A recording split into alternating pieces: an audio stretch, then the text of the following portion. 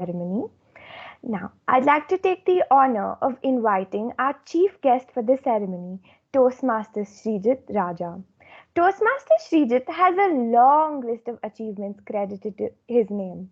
He's the founder of an IT company in Bahrain and has been a Toastmaster since 2016.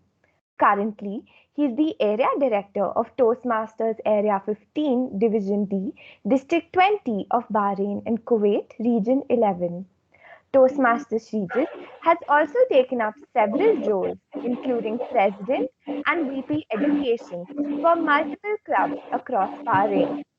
He loves reading and traveling and believes they help us metamorphose ourselves into better human beings. Let's welcome him on to our virtual stage. Over to you, Toastmaster Srijit.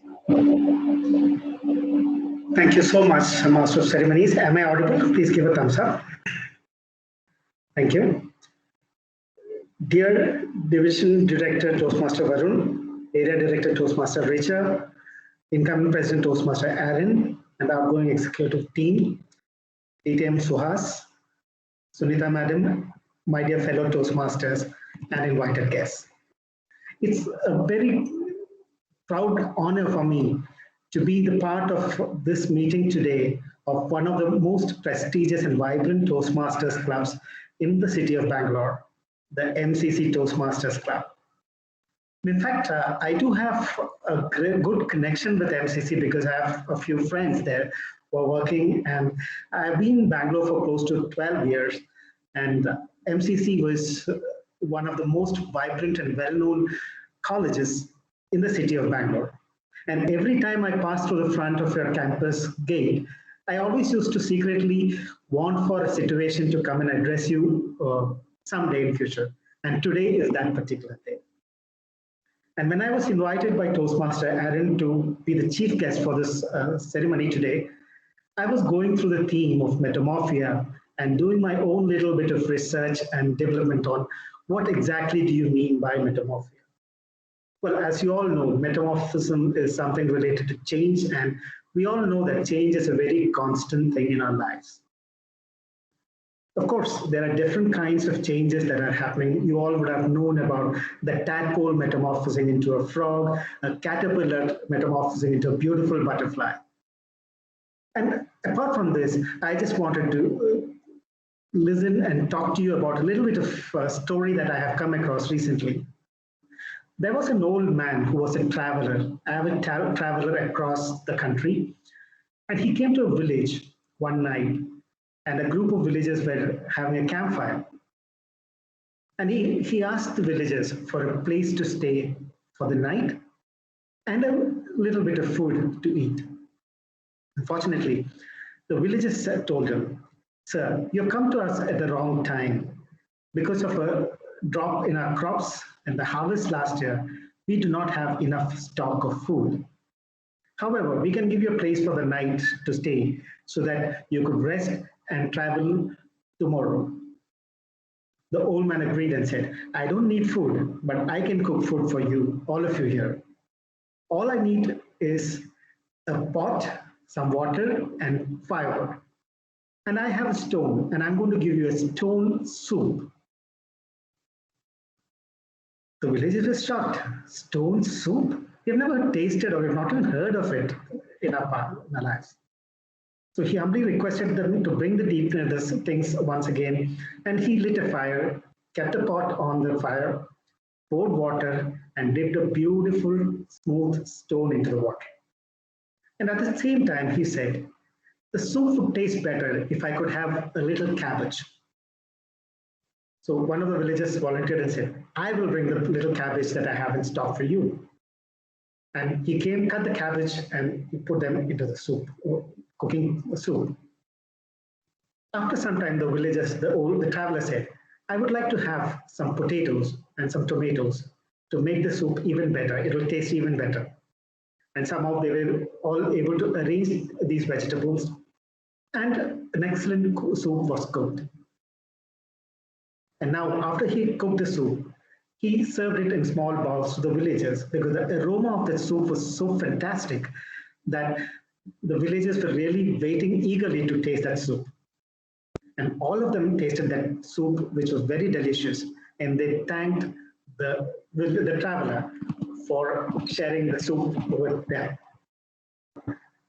So in a way, from a situation where the villagers were saying that they did not have enough food to serve, to a sumptuous meal with a soup, the old man said, it is not about the position that you hold in your community, but it is about how you interact with the people that make a difference. And a true leader will find a way to get attention and trust, and in the end, they will help his community so that they will end up better than what they were. And that is a true form of metamorphosis. And when we talk about metamorphosis, the change that happens can also be painful at some times. And I'm going to talk to you about the eagle, from where we can learn this painful process of change. Can anyone unmute yourself and tell me what is the average lifespan of an eagle? You can take a guess. You don't have to be right. Is it 70 years? Exactly. Fantastic. That's 70 years. But to live that 70 years for an eagle, it has to go through a very painful process of change. At the age of 40, the beak of the eagle gets bent, its talons become weak, and its feathers are thick with age. Hence, it's unable to hunt for a prey.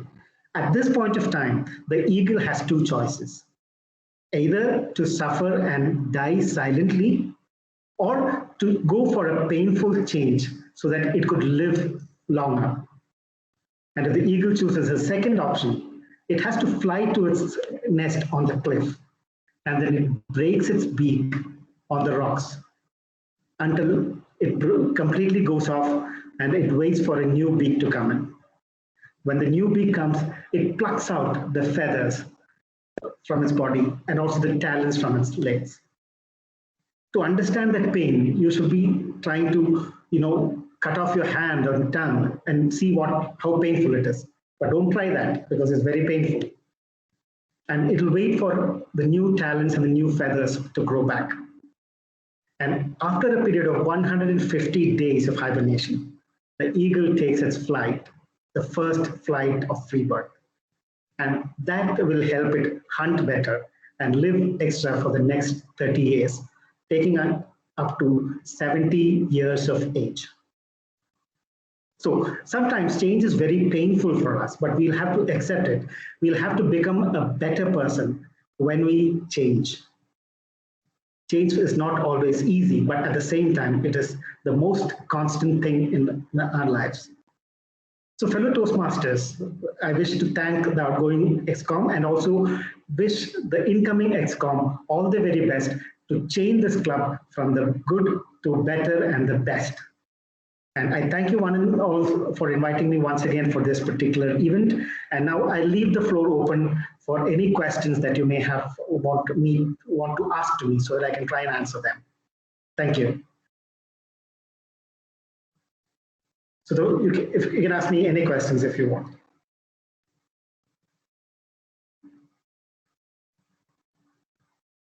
I'm not able to share something about. You can also put in your questions in the chat box if your mic is not working. Yeah. I'm not able to see the chats for some reason, so somebody would have to read it out for me. Yes, Toastmaster Srijit, I'll do that. Okay, thank you.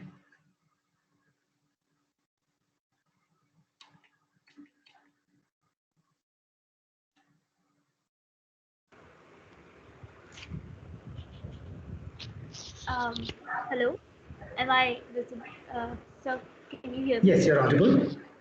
Who's speaking? So, right, sorry, Toastmaster Srijit Raja.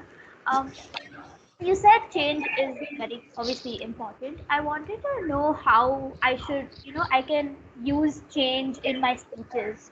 I don't want these speeches to get dull or boring. And so if any tips on how to give like a new kind of speech every time.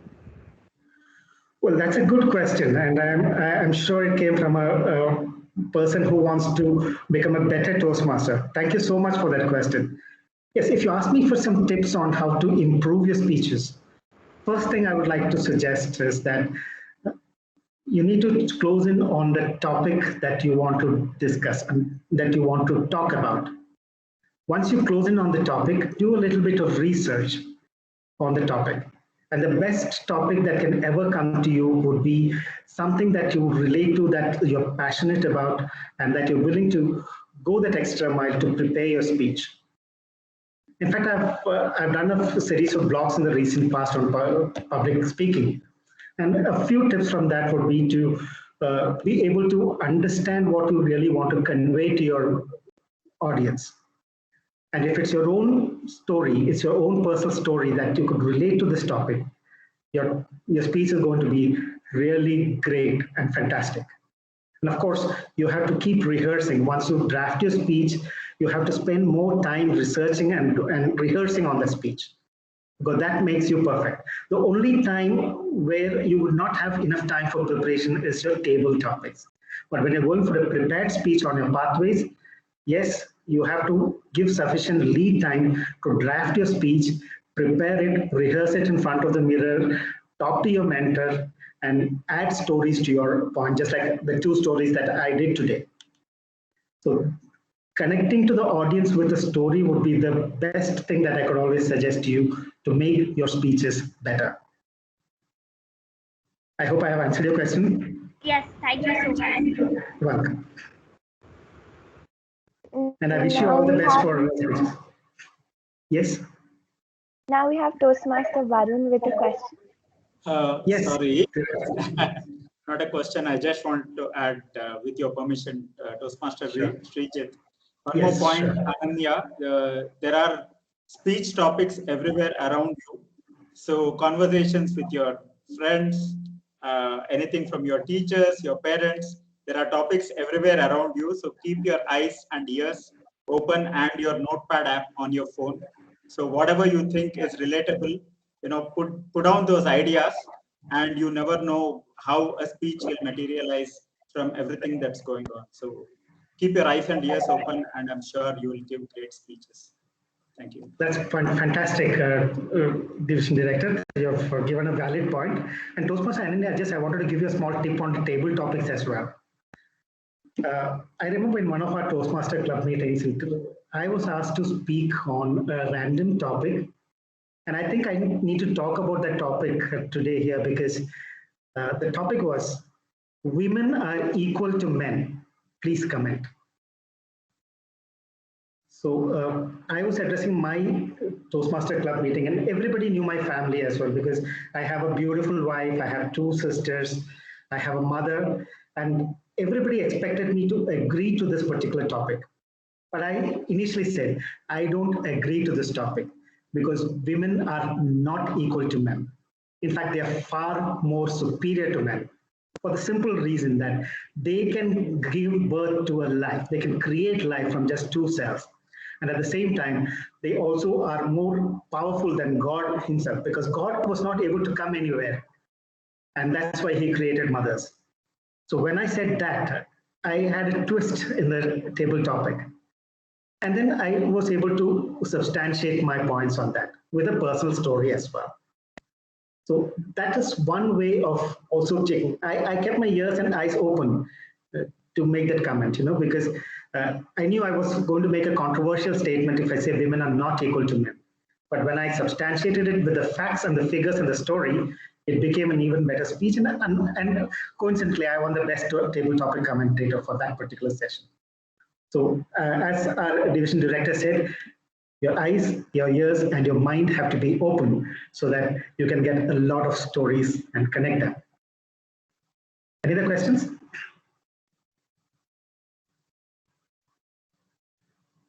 I think Tanmay has raised a hand, I believe. Yes. Toastmaster Tanmay. Thank you so much. Thank you so much, Toastmaster Srijit, for that wonderful story. It's one of my favorite stories, and I always look up to that. Well, I have a question regarding the same change that we spoke about. And we always know that to undergo a change, we have to take that leap of faith. And that's where, you can start undergoing that change. Now, my question is, how do you decide on the right moment for the change, because there is on the other side of the table, we always say that be persistent with your efforts and you never know when it might actually yield your results, and don't change anything until then. Continue with your efforts. And then how do you decide on what is the perfect moment for changing something? Well, that's a great question, Toastmaster Tanmay, because yes, the moment when you decide to change is something that is to be taken on a case-to-case basis. For example, I can tell you, uh, see, your intuition is there and it will always guide you to the right moment when you have to change. I remember after I worked with HGIS, I went to another call center where we had a point of service evaluation sent out to our customers, and I used to take calls. And that was also in Bangalore. And every time when I was looking at my own performance at work, I had a great call handling time, great knowledge about whatever I was trained on. But always I missed the team performance award for the best employee. And I walked up to my manager and I asked him, what else can I do to make my work better? And then we found that I need to focus more on those customers who have to respond to my surveys. You not only fix the issue, but you also need to take extra care of the customers. And he advised me, and that was the moment I decided, yes, I have to change on this. And then when I changed and I started focusing more on customers, providing solutions, making them happy, and then go ahead, I started getting good ratings from my customers. And remember, ladies and gentlemen, for 3 quarters in a year continuously, I got the best performance award for the best employee of that month, the 3 quarters together. So when to change automatically comes to you, you need to be alert with your eyes, ears, and mind open, and automatically it'll come. So you just have to let off your, all the inhibitions that you have, your fear, your anxiety, and everything. So once your mind is open is when you will know exactly the moment when you need to change. If you know yourself better, that is the best way that can start or kickstart the change in yourself. I hope I answered your question successfully, Toastmaster Tanmay. Yes, thank you so much, Toastmaster. Welcome. Yeah, due to a shortage of time, if you have any questions, you can send them on to Toastmaster Erin. Toastmaster Erin will be posting her number on the group and she'll forward it to our chief guest, Toastmaster Srijit. Sure, definitely. I will also share the number with Toastmaster Erin, and any questions, anytime, I'm available round the clock. So please feel free to reach out to me. And thank you very much once again for this